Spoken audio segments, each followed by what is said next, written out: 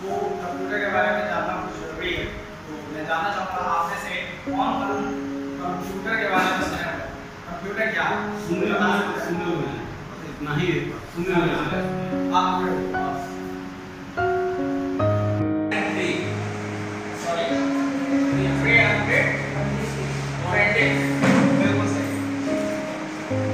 तो इस प्रकार से कैलकुलेशन शुरू हुई और इस तरह से कंप्यूटर का आविष्कार हुआ। उसके बाद से बहुत सारे साइंटिस्ट हुए जिन्होंने बहुत सारे जो है इन्वेंशन की कैलकुलेटिंग डिवाइस, बट सारे कैलकुलेटिंग डिवाइस में एक सबसे बड़ी कमी कि ऐसा डिवाइस जो कि कैलकुलेशन तो करे लेकिन कैलकुलेशन यानी कि एग्जीक्यूट करने के बाद से कमांड डेटा को स्टोर करे, और ऐसा किसी ने नहीं बना पाया कोई भी मशीन जो कि डेटा को स्टोर करे। जैसे अभी हमने जो कैलकुलेट की, इरेज कर देने के बाद से कहीं ये दिख नहीं रहा, कहीं स्क्रीन पे दिखाई नहीं दे रहा, लेकिन कहीं ऐसा कोई डिवाइस बने जो कि स्टोर हो जाएगी और स्टोर होने के बाद हम फिर से उसे रिट्राई कर सके, फिर से बाद में यूज कर सके, देख सके ये कैलकुलेशन जैसे कि 323 कैसे आया, इसको कैसे करें। तो स्कॉट मैथमेटिशियन थे चार्ल्स बाबेज। इजिप्शियंस यह नहीं बताया जा सकता है कि किसने जो है किया एक्चुअली, लेकिन इजिप्शियंस ने किया जब पुराने समय में, बहुत समय पहले, सभी जानते हैं लोगों के पास बहुत ज्यादा पशु हुआ करते थे या बहुत सारी चीजें, जैसे जैसे सभ्यता शुरू हुई तो उन्हें कैलकुलेट यानी कैलकुलेशन गिनती की आवश्यकता थी। जैसे फॉर एग्जांपल जैसे एक राजा महाराजा का घर है, वो लोग हजारों गाय पालते, तो हजारों गाय पालने के लिए एक व्यक्ति को उसकी जिम्मेदारी नहीं, उसको जो है अनेक लोगों को, जैसे कि 10 आदमी को लिए तो एक आदमी को 100 गाय, तो जब 100 गाय को चराने के लिए जब बाहर लेकर के जाता था फिर वापस आता था, उसमें काउंटिंग होती कि कहीं कोई गाय छूट तो नहीं गई, या महीने में जो भी उनके खुशी अपनी या जो भी हिसाब किताब करते थे या चेक करते थे कि 1000 का 1000 पशु हैं या नहीं। तो अगर एक को एक बार इस प्रकार से छोटी छोटी काउंटिंग होती थी, वो तो उनके कर लेते थे या पैरों से यूज करते थे कंकड़ पत्थर का, ठीक है। लेकिन बाद में जो बहुत बड़ी मुसीबत हुई कि अगर पैरों से जैसे मान लीजिए 100 गाय को निकालते थे, 100 कंकड़ गिन के रखते थे, तो फिर जब 100 गाय आती थी तो 100 कंकड़ गिनते थे, 1 2 3 4 ऐसे काफी ज्यादा ही थे। फिर बाद में लोगों को महसूस हुई आवश्यकता कि कोई ऐसी डिवाइस हो जिससे कि हम आसानी से कैलकुलेशन कर सके लंबी से लंबी गिनती को। तो उसके बाद से एबेकस का यूज होने लगा। एबेकस में इस प्रकार से, जिस प्रकार से आप छोटे कक्षाओं में पढ़े होंगे, 1s 10s 100 लाइक दिस, और इसमें बिट्स होती थी, डबल बिट्स होती थी, और इस बिट्स को विस्तार करके और दो बिट्स जितने बिट्स ऊपर करके जाते थे इसको माना जाता था कि ये इतना, यानी कि ये 1 हो गया। फिर अब इसमें जो है वो आप बता सकते हैं ये कितनी है पूरी इस बिट्स में, ये एम्पियर्स में या जो बिट्स है 3 सॉरी 320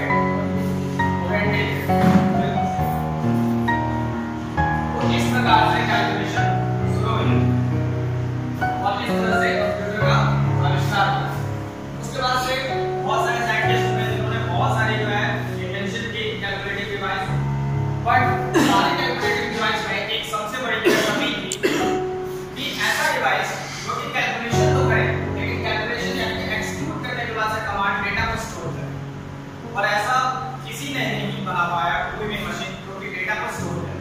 जैसे अभी हमने जो कैलकुलेट की, इरेज कर देने के बाद से कहीं ये दिख नहीं रहा, कहीं स्क्रीन पे दिखाई नहीं दे रहा, लेकिन कहीं ऐसा कोई डिवाइस बने जो कि स्टोर हो जाएगी और स्टोर होने के बाद हम फिर से उसे रिट्राई कर सके, फिर से बाद में यूज कर सके, देख सके ये कैलकुलेशन जैसे कि 323 कैसे आया, इसको कैसे करें। तो स्कॉट मैथमेटिशियन थे चार्ल्स बाबेज, जिन्होंने सबसे पहले इलेक्ट्रिक इंजन बनाया जो कि हाफ इंजन से चलता था। उसके बाद से उन्होंने 1833 में एनालिटिकल इंजन का आविष्कार किया।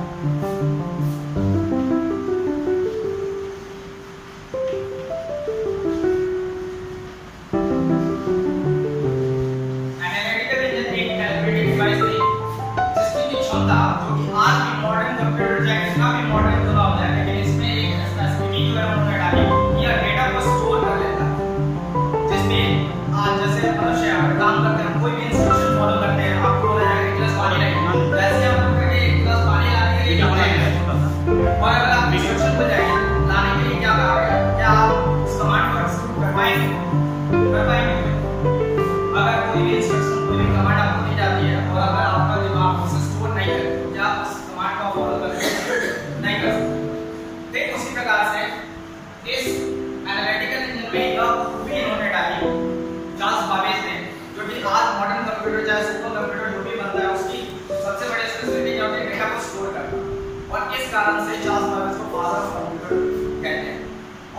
आइडिया जो है डेवलप की थी लेडी एडा अवस्था, ठीक है, जो कि बेटी, इसलिए उन्हें मदर ऑफ कंप्यूटर कहते हैं। इन्होंने लेडी एडा अवस्था जो है फर्स्ट प्रोग्रामर, पहली प्रोग्रामर और लेडी प्रोग्रामर भी कहा जाता है।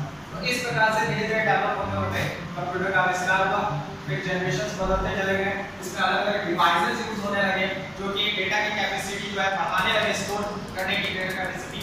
इस प्रकार से कंप्यूटर का आविष्कार हुआ। Is that clear? Anybody? Anything else? कोई क्वेश्चन है इसमें? सभी को समझ में आया? ठीक। और कुछ महत्वपूर्ण कीजिए। अब आते हैं कंप्यूटर के पार्ट्स पर। तो कंप्यूटर को दो भागों में, सबसे मेजर पार्ट जो है दो भागों में डिवाइड किया गया है। एक है हार्डवेयर, दूसरा है सॉफ्टवेयर, ठीक है। हम सभी जानते हैं कि हमारी पूरी बॉडी है अगर कोमा में चली जाए तो यूजलेस है, कुछ नहीं कर सकते। यानी इसके अंदर अगर सॉफ्टवेयर नहीं हो तो बेकार है। ठीक उसी प्रकार से कंप्यूटर की हार्डवेयर और सॉफ्टवेयर दोनों एक दूसरे के पूरक है। अगर कंप्यूटर के सिर्फ हार्डवेयर हो और उसमें सॉफ्टवेयर नहीं हो तो बेकार है। जैसे ये लैपटॉप जब मैन्युफैक्चर होता है तो ये एक डब्बा होता है, लेकिन इसके अंदर जब सॉफ्टवेयर इंस्टॉल करते हैं तब ये यूज करने लायक बनता है, हम इसका यूज कर पाते हैं। तो सबसे पहले हम हार्डवेयर के बारे में जानेंगे। तो हार्डवेयर, कंप्यूटर की जो हार्डवेयर होती है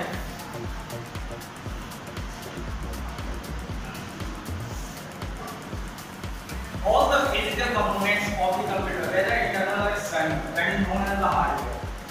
जितने भी कंप्यूटर के पार्ट्स होते हैं जो विजिबल होते हैं, जो हम टच कर सकते हैं, स्पर्श कर सकते हैं, देख सकते हैं, चाहे वो इंटरनल हो या एक्सटर्नल, सभी को हार्डवेयर कहते हैं। अब इस हार्डवेयर को तीन भागों में डिवाइड किया गया है, input, process and output. Input unit, process unit और आउटपुट। इनपुट यूनिट वैसे जितने भी डिवाइसेस कंप्यूटर के जिनके द्वारा हम डेटा और इंस्ट्रक्शन कंप्यूटर को फीड करते हैं, देते हैं, ठीक है, ताकि कंप्यूटर उससे वो एक्सक्यूट कर सके, तो उन डिवाइसेस को हम इनपुट डिवाइसेस कहते हैं। और इनपुट यूनिट इसलिए क्योंकि यह एक ग्रुप है जो कि एक सिर्फ कंप्यूटर का इनपुट डिवाइस नहीं होता, बहुत सारे तरीके से हम लोग डेटा फीड करते हैं। जैसे आप लोग देखते होंगे शॉपिंग मॉल्स वगैरह में जाते होंगे तो वहां पे आपकी जो भी आप सामान क्रय करते हैं वो सामान पे एक खास तरह की इवैल्यूएट करने वाली एक डेटा रहती है जिसे बारकोड कहते हैं। इस प्रकार से आपने देखा हो, ऐसे ऐसे खींचा रहता है, कोई लाइन मोटी होती है, पतली होती है, इस प्रकार। और जो आपके बिलिंग करते हैं वो सिर्फ जो है बारकोड रीडर के द्वारा एक बार में प्रेस करते हैं और इसमें जो है लाइट पड़ती है, लेजर लाइट, और ये एक्सक्यूट कर देती है डेटा को, कि फीड कर देती है कंप्यूटर का, ठीक है। तो ये भी जो बारकोड रीडर होता है ये इनपुट जो है, मतलब इनपुट डिवाइस जो है इनपुट यूनिट के अंदर आता है। फिर प्रोसेस यूनिट आते हैं। प्रोसेस यूनिट क्या है? तो प्रोसेसिंग यूनिट में सीपीयू हमारा होता है। सीपीयू के अंदर बहुत सारे एसएमपीएस हो गए, प्रोसेसर हो गए, ये सब सारे जो है प्रोसेसिंग यूनिट के डिवाइस होते हैं। और फिर आते हैं आउटपुट डिवाइस। आउटपुट डिवाइस में जिसके द्वारा हम डेटा को फीड करने के बाद से रिजल्ट पाते हैं, जैसे मॉनिटर। जैसे हमने जो है लिखा RAM, ये हमें मॉनिटर पे दिखाई पड़ता है, तो हमें रिजल्ट मिल गया राम। तो इस प्रकार से हम लोग आउटपुट डिवाइस के द्वारा रिजल्ट पाते हैं। छोटी सी चीज मैं बताना चाहूंगा यहाँ पे, सिर्फ इनपुट डिवाइस के एक यूनिट के बारे में मैं आपको डिफाइन कर दूं ताकि आप सभी जो है संतुष्ट हो जाए। इनपुट डिवाइस क्या? तो इनपुट डिवाइस मैंने पहले बताया कि वैसे और सारे device, but device which are used to feed the data and instruction in the computer that is known as the input device. Then how it's work, कैसे ये वर्क करता है? तो ये हमारी होगी मॉनिटर, ये हमारी होगी सीपीयू और ये हमारा कीबोर्ड। कीबोर्ड में हमारी कीबोर्ड होती है, कीबोर्ड में क्वालिटी हम सभी ने देखा होगा, क्वालिटी कीबोर्ड होती है, न्यूमेरिक कीज होती है इसमें, ठीक है। इसका आविष्कार जो है क्रिस्टोफर लैथम ने किया था, ठीक है, और लगातार इसकी मतलब इसका डेवलपमेंट होता चला गया है 1990 तक जो है इसका डेवलपमेंट हुआ, और 1919